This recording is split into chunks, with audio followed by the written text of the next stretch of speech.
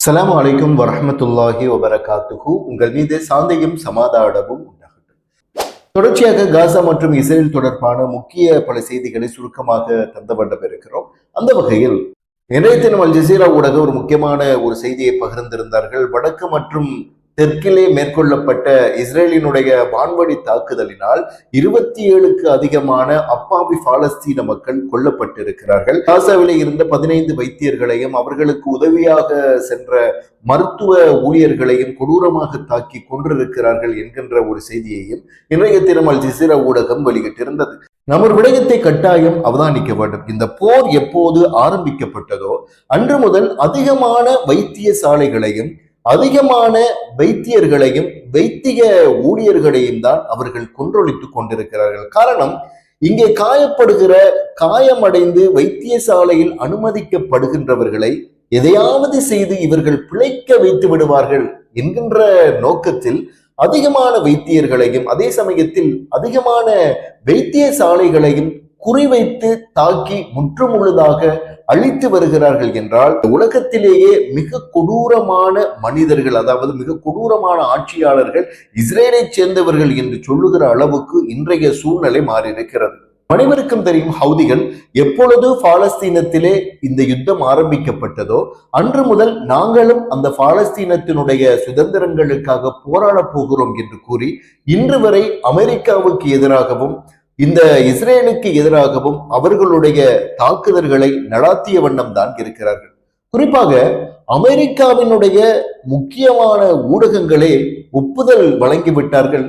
அமெரிக்காவால் கூட இந்த ஹவுதிகளை அழிக்க முடியவில்லை. இதற்கான காரணம் என்ன என்கின்ற ஒரு விடயத்தை அவர்களுடைய ஊடகங்களும் சுட்டிக்காட்டியிருப்பதுதான் பெரிய ஒரு பேசு பொருளாக அமைந்திருக்கிறது. குறிப்பாக நியூயார்க் செய்திகளில் சொல்லப்படுகிற ஒரு விடயம் என்னவென்றால், ஹவுதிகளை ஏன் அமெரிக்காவால் இதுவரை வெல்ல முடியவில்லை, அவர்கள் என்ன தந்திரத்தை உபயோகிக்கிறார்கள், எவ்வாறு மலைகளுக்கு இடையில் அவர்களுடைய ஆயுதங்களை மறைத்து வைத்து எவ்வாறுதான் அமெரிக்கா அவர்களை தாக்கினாலும் பதிலுக்கு அவர்கள் தாக்கியிருக்கிறார்கள். குறைந்த அளவிலான எண்ணிக்கை உடையவர்கள் அவர்கள் இருந்தும் எவ்வளவு மிகப்பெரிய வல்லரசு நாடான அமெரிக்காவையே திகைக்க வைக்கிறார்கள் என்றால் அவர்களுடைய தன்னம்பிக்கை தான் காரணம். அவர்கள் எந்த ஆயுதத்தினால் தாக்கினாலும் அது மிகப்பெரிய ஒரு சேதத்தை ஏற்படுத்துகிறது என்று வாய்ப்பிழந்திருக்கிறது வெளிநாட்டினுடைய ஊடகங்கள். அதாவது அமெரிக்காவுக்கு சார்பான பல ஊடகங்களை இப்பொழுது வாய்ப்பிழந்து கொண்டிருக்கிறார்கள். இவ்வாறு ஹவுதிகள் இவ்வளவு தைரியமாகவும் இவ்வளவு நேர்த்தியாகவும் செயற்படுவதற்கான காரணங்கள் என்ன என்கின்ற ஒரு விடயத்தை ஆராய்ந்து வண்ணமே இருக்கிறார்கள். அதே போல அமெரிக்காவினுடைய முக்கிய ஊடகங்கள் வெளியிட்ட ஒரு செய்தியை பொறுத்தவரையிலே, ஹவுதிகளை அழிப்பதற்கு அமெரிக்காவினுடைய செலவுகள் இதுவரைக்கும் கிட்டத்தட்ட 200 மில்லியன் US$ தாண்டி இருக்கிறது. இன்னமும் அவர்களுக்கு தேவைப்பாடுகள் இருக்கிறதாம் என்கின்ற ஒரு செய்தியை வெளியிட்டு இருக்கிறார்கள். ஓரிரு வாரங்கள் கடக்கப்படுகிற போது இன்னும் அது பில்லியனாக மாற்றமடைவதற்கான சந்தர்ப்பங்களும் இருக்கிறது என்கின்ற ஒரு செய்தியை வெளியிட்டிருக்கிறார்கள். இந்த சூழ்நிலைகளில் 200 மில்லியனை தாண்டிருக்கக்கூடிய சூழ்நிலைகளிலும் ஹவுதிகளை அவர்கள் இன்னமும் நெருங்கக்கூடவில்லை என்பதுதான் உண்மையான ஒரு விடயம். நம் அனைவருக்கும் தெரியும், கடந்த சில நாட்களாக அமெரிக்கா மற்றும் ஈரானுக்கு இடையில் வாய்த்தர்க்கம் போய்கொண்டிருக்கக்கூடிய இந்த சூழ்நிலைகளில் இரண்டு தரப்பினர்களும் நாங்கள் உங்களை கடுமையாக தாக்குவோம் என்று சொல்லிக் கொண்டிருக்கிறார்கள். இவ்வாறு இருக்கக்கூடிய ஒரு சூழ்நிலைகளில் அமெரிக்காவுக்கு ரஷ்யா ஒரு முக்கியமான ஒரு செய்தியை பகிர்ந்திருக்கிறார்கள். அதாவது சமாதான பேச்சுவார்த்தையினூடாக தீர்க்கக்கூடிய ஒரு விடயம்.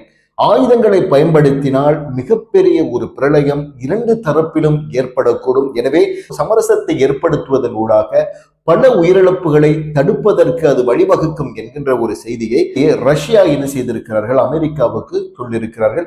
நம் அனைவருக்கும் தெரியும், அமெரிக்காவுக்கும் ஈரானுக்கும் இருக்கக்கூடிய இந்த முறுகல் நிலை நேற்று இன்று வந்தது கிடையாது. காலாகாலமாக இந்த முறுகல் நிலை வந்து கொண்டுதான் இருக்கிறது. ஆனால் இரண்டு தரப்பினர்களும் இவ்வாறுதான் சொல்லிக் கொண்டிருக்கிறார்கள். எந்தவித செயற்பாடுகளிலும் அவர்கள் இதுவரை ஈடுபடவில்லை என்பதுதான் யதார்த்தமான ஒரு உண்மை. எனவேதான் அன்பார்ந்த இஸ்லாமிய சகோதர சகோதரிகளே, காசாவிலே இருக்கக்கூடிய எங்களுடைய உறவுகளுக்காக வேண்டி ஒவ்வொரு தொழுகையிலும் துஆ செய்து கொள்வோமாக.